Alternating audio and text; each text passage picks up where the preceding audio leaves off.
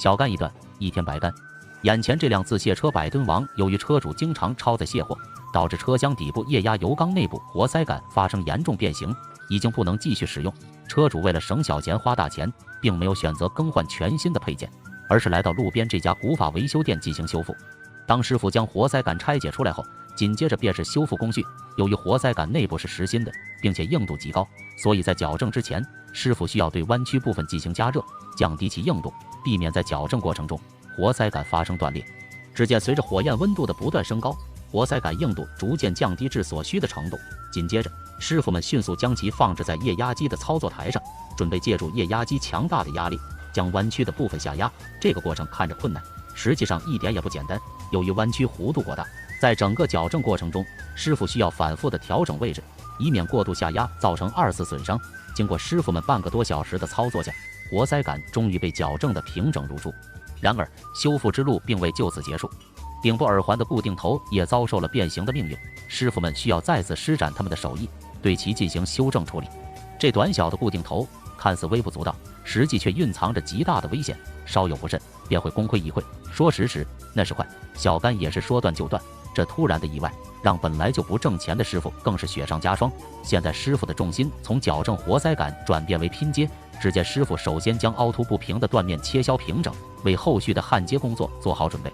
在借助其他零部件进行拼接时，他们还需在固定头的轴心位置打出孔洞，以确保与活塞杆同心同轴。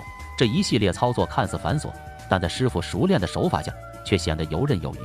打孔完成后，紧接着师傅开始车销用于拼接的圆钢，确保二者能够严丝合缝地拼接在一起。随后便是与活塞杆的组装。在此之前，师傅需要在活塞杆上方钻出相应的孔洞，以确保圆钢能够顺利拼接。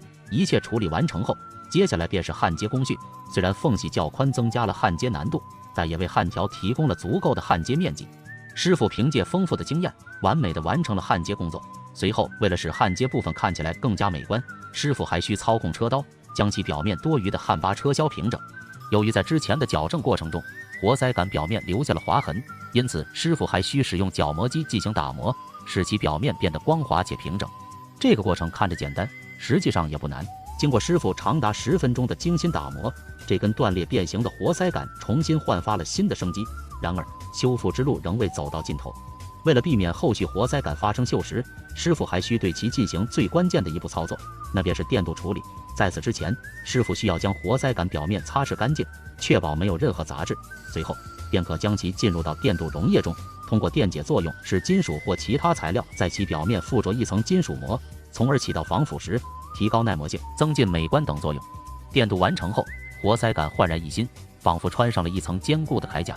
最后经过抛光机的打磨抛光后，这根弯曲活塞杆的修复工作才算完美结束。